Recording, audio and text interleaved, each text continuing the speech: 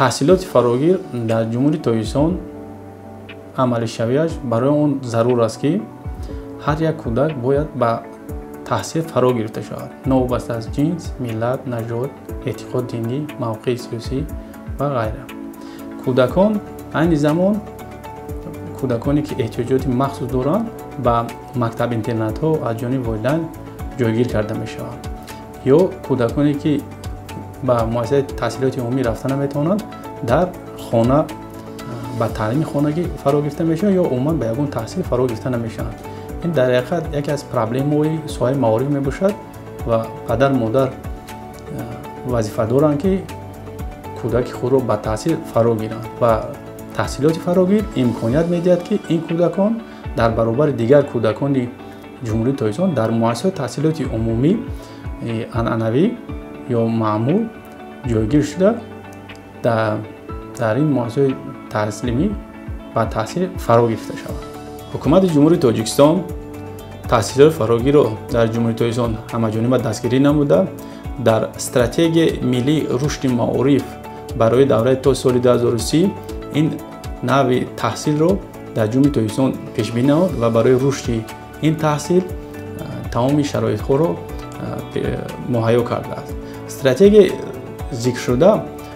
дар худ таҳсилоти фарогиро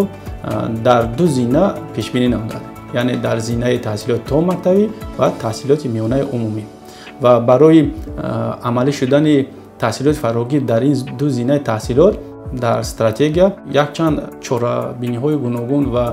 таҳияи як гурӯҳ санадҳои меъёрии ҳуқуқӣ, таҳияи нақшаву барномаҳои таълимӣ ва дигар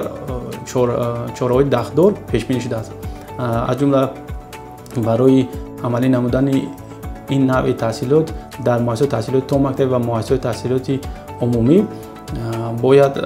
инфраструктураи ин муассисаҳо ҳатман ба таҳсилоти фарогир мутобиқ қарар шаванд ки кӯдаконе ки дорои эҳтиёҷоти махсусанд тавонанд дар баробари дигар кӯдакон дар муассисаҳои таҳсилоти умумӣ маъмул бе ягон монеагӣ ва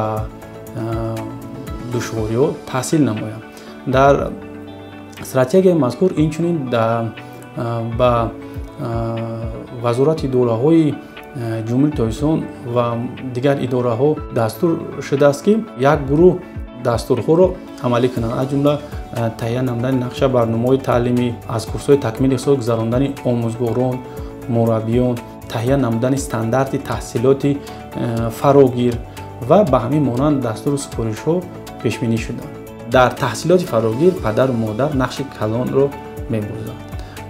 падар модар ва шахсони онҳоро ивазкунанда нафароне мебошанд ки онҳо